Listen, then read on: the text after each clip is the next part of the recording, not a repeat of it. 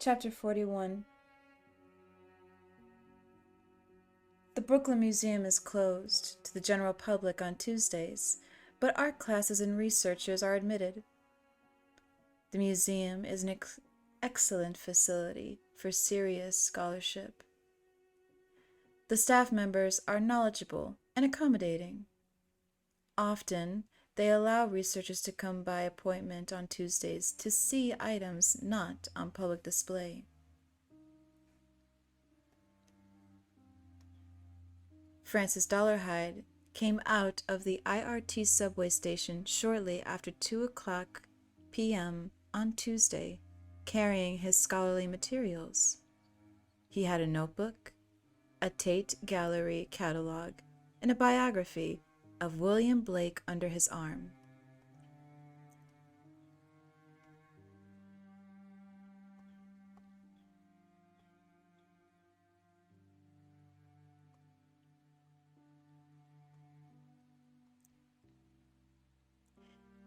He had a flat 9mm pistol, a leather sap, and his razor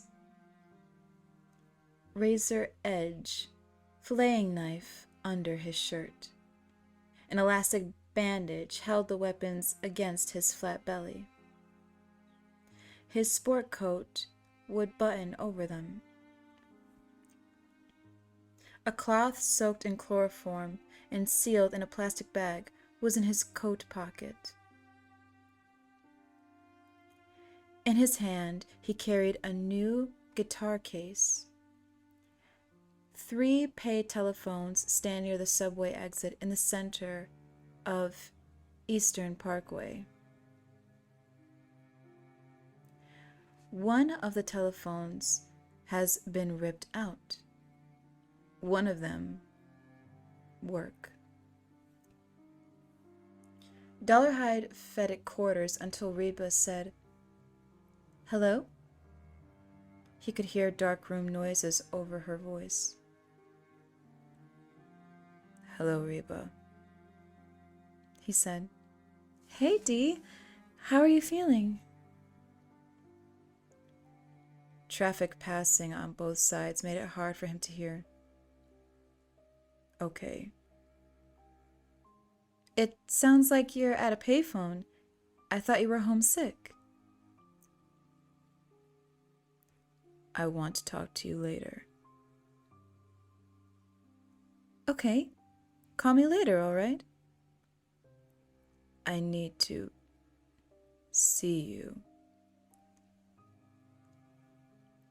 "I want you to see me, but I can't tonight. I have to work." "Will you call me?" "Yeah. If nothing." "Excuse me?" "I'll call." "I do want you to come soon, Dee." "Yeah. Goodbye, Reba." All right. Fear trickled from his breastbone to his belly. He squeezed it and crossed the street. Entrance to the Brooklyn Museum on Tuesdays is through a single door on the extreme right. 𝘈𝘲𝘰𝘠 went in behind 4 art students. The students piled their knapsacks and satchels against the wall and got out their passes. The guard behind the desk checked them. He came to 𝘈𝘲𝘰. "Do you have an appointment?" 𝘈𝘲𝘰 nodded. "Paint study, Miss Harper." "Sign in the register, please." The guard offered a pen. 𝘈𝘲𝘰 had his own pen ready. He signed, "Paul Crane." The guard dialed an upstairs extension. 𝘈𝘲𝘰 turned his back to the desk and studied Robert Bloom's Vintage Festival over the entrance while the guard confirmed his appointment. From the corner of his eye, he he could see one more security guard in the lobby. Yes, that was the one with the gun.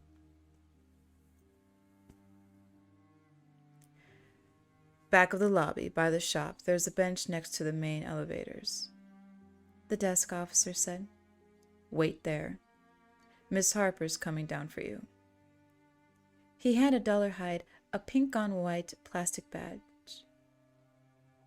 "Okay. May I leave my guitar here?" "I'll keep an eye on it." The museum was different with the lights turned down. There was twilight among the great glass cases. 𝘈𝘲𝘰 waited on the bench for 3 minutes before Miss Harper got off the public elevator. "Mr. Crane? I'm Paula Harper." She was younger than she sounded on the telephone when he called from St. Louis. A sensible-looking woman, severely pretty. She wore her blouse and skirt like a uniform. "You called about the Blake watercolor," she said. "Let's go upstairs and I'll show it to you. We'll take the staff elevator. This way." She led him past the dark museum shop and through a small room lined with primitive weapons. He looked around fast to keep his bearings. In the corner of the Americas section was a corridor which led to the small elevator. Miss Harper pushed the button. She hugged her elbows and waited. The clear blue eyes fell on the pass, pink on white, clipped to 𝘈𝘲𝘰𝘠𝘠𝘠𝘠𝘠 lapel. "That's a 6th floor pass he gave you," she said. "It doesn't matter. There aren't any guards on 5 today. What kind of research are you doing?" 𝘈𝘲𝘰 had made it on smiles and nods until now. "A paper on Butts," he said. "On Thomas Butts?" He nodded. "I've never read much on him. You only see him in footnotes as a patron of Blake's. Is he interesting?" "I'm just beginning. I'll have to go to England." "I think the National Gallery has 2 watercolors he did for Butts. Have you seen them yet?" "Not yet." "Better write ahead of time." He nodded. The elevator came. 5th floor. He was tingling a little, but he had blood in his arms and legs. Soon, it would be just yes or no. If it went wrong, he wouldn't let them take him. She led him down the corridor of American portraits. This wasn't the way he came before. He could tell where he was. It was all right. But something waited in the corridor for him, and when he saw it, he stopped dead still. Paula Harper realized he wasn't following and turned around. He was rigid before a niche in the wall of portraits. She came back to him and saw what he was staring at. "That's a Gilbert Stuart portrait of George Washington," she said. No, it wasn't. "You see a similar one on the dollar bill. They call it a Lansdowne portrait because Stuart did one for the Marquis of Lansdowne to thank him for his support in the American Revolution." "Are you all right, Mr. Crane?" 𝘈𝘲𝘰 was pale. This was worse than all the dollar bills he had ever seen. Washington, with his hooded eyes and bad false teeth, stared out of the frame. My God, he looked like grandmother. 𝘈𝘲𝘰 felt like a child with a rubber knife. Mr. Crane, are you okay? Answer or blow it all. Get past this. My God, man, that's so sweet. You are the dirtiest. No. Say something. I'm taking 𝘠𝘓𝘁𝘠, he said. Would you like to sit down for a few minutes? There was a faint medical smell about him. No, go ahead. I'm coming. And you are not going to cut me, grandmother. God damn you, I'd kill you if you weren't dead already. Already dead, already dead. Grandmother was already dead. Dead now, dead for always. My God, man, that's so sweet. The other wasn't dead, though, and �々𝘰𝘠 knew it. He followed Miss Harper through the thickets of fear. They went through double doors into the painting study and storage department. �々𝘰𝘠 looked around quickly. It was a long, peaceful room, well lighted and filled with carousel racks of draped paintings. A row of small office cubicles was partitioned off along the wall. The door to the cubicle on the far end was ajar, and he heard typing. He saw no one but Paula Harper. She took him to a counter-height work table and brought him a stool. Wait here, I'll bring the painting to you. She disappeared behind the racks. 𝘠𝘗𝘰 undid a button at his belly. Miss Harper was coming. She carried a flat, black case no larger than a briefcase. It was in there. How did she have the strength to carry the picture? He had never thought of it as flat. He had seen the dimensions in the catalogs. 17 1/8 by 13 1/2 inches. But he had paid no attention to them. He expected it to be immense. But it was small. It was small, and it was here, in a quiet room. He had never realized how much strength the dragon drew from the old house in the orchard. Miss Harper was saying something. Have to keep it in this 𝘈𝘪𝘴 box because light will fade it. That's why it's not on display very often. She put the case on the table and unclasped it. A noise at the double doors. Excuse me, I have to get the door for Julio. She unfastened the case and carried it with her to the glass doors. A man with a wheeled dolly waited outside. She held the doors open while he rolled it in. Over here, okay? Yes, thank you, Julio. The man went out. Here came Miss Harper with a 𝘈𝘪𝘴 box. It was small, all right, but it was powerful, stunning. The best reproductions didn't do justice to the details and the colors. 𝘠𝘗𝘰𝘠 saw it clear, saw it all in an instant. Blake's handwriting on the borders, 2 brown spots at the right edge of the paper. It seized him hard. It was too much. The colors were so much stronger. Look at the woman wrapped in the dragon's tail. Look. He saw that her hair was the exact color of Reba McLean's. He saw that he was 20 feet from the door. He held in voices. I hope I didn't shock you, said Reba McLean. It appears that he used chalk as well as watercolor, Paula Harper was saying. She stood at an angle so that she could see what he was doing.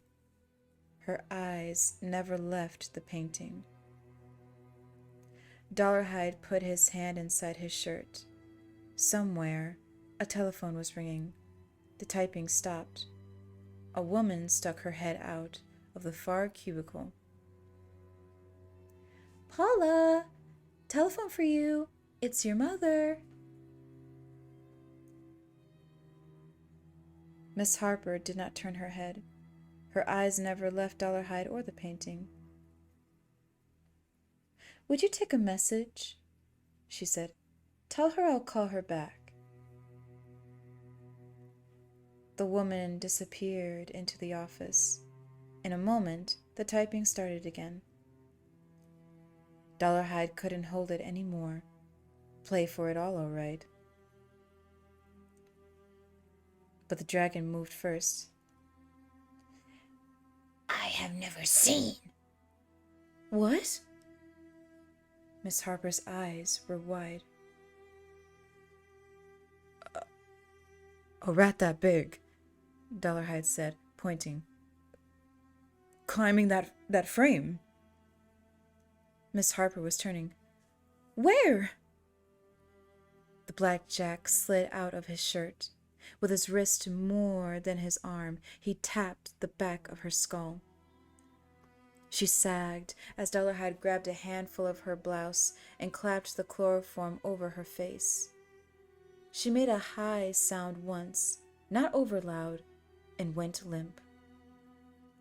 He eased her to the floor between the table and the racks of paintings, pulled the folder with the watercolor to the floor, and squatted over her. Rustling, wadding, hoarse breathing, and a telephone ringing. The woman came out of the far office. "Paula," she looked around the room. "It's your mother," she called. "She needs to talk to you now." She walked behind the table. "I'll take care of the visitor if you—" She saw them then. Paula Harper on the floor, her hair across her face, and squatted over her, his pistol in his hand, 𝘠𝘕𝘰 stuffing the last bite of the watercolor in his mouth, rising, chewing, running toward her. She ran for her office, slammed the flimsy door, grabbed the telephone, and knocked it to the floor. Scrambled for it on her hands and knees and tried to dial on the busy line as her door caved in. The lighted dial burst in color at the impact behind her ear. The receiver fell quacking to the floor. 𝘠𝘕𝘰 in the staff elevator watched the indicator lights blinking down, his gun held flat across his stomach, covered by the books. First floor. Out into the deserted galleries, he walked fast, his running shoes whispering on the 𝘚𝘰𝘤𝘄𝘢. A wrong turn, and he was passing the whale mask, the great mask of 𝘠𝘩𝘰𝘄𝑢𝑡. Losing seconds, running now into the presence of the 𝘠𝘰𝘤𝘪𝘴, high tones, and lost. He ran to totems, looking left, saw the primitive edged weapons, and knew where he was. He peered around the corner at the lobby. The desk officer stood at the bulletin board 30 feet from the reception desk. The armed guard was closer to the door. His holster creaked as he bent to rub a spot on the toe of his shoe. If they fight, drop him first. 𝘠𝘕𝘰 put the gun under his belt and buttoned his coat over it. He walked across the lobby, unclipped his pass. The desk officer turned when he heard the footsteps. "Thank you," 𝑘𝘚𝘁 said. He held up his pass by the edges, then dropped it on the desk. The guard nodded. "Would you put it through the slot there, please?" The reception desk telephone rang. The pass was hard to pick up off the glass top. The telephone rang again. "Hurry." 𝑘𝘚𝘁 got hold of the pass, dropped it through the slot. He picked up his guitar case from the pile of knapsacks. The guard was coming to the telephone. Out the door now, walking fast for the botanical gardens. He was ready to turn and fire if he heard pursuit. Inside, the gardens to the left. 𝑘𝘚𝘁 ducked into a space between a small shed and a hedge. He opened the guitar case and dropped out a tennis racket, a tennis ball, a towel, a folded grocery sack, and a big bunch of leafy celery. Buttons flew as he tore off his coat and shirt in one move and stepped out of his trousers. Beneath, he wore a Brooklyn College t-shirt and warm-up pants. He stuffed his books and clothing into the grocery bag, then the weapons. The celery stuck on the top. He wiped the handle and clasps of the case and shoved it under the hedge. Cutting across the gardens now toward Prospect Park, the towel around his neck, he came out onto Empire Boulevard. Joggers were ahead of him. As he followed the joggers into the park, the first police cruisers screamed past. None of the joggers paid any attention to them. Neither did 𝑘𝘚𝘁.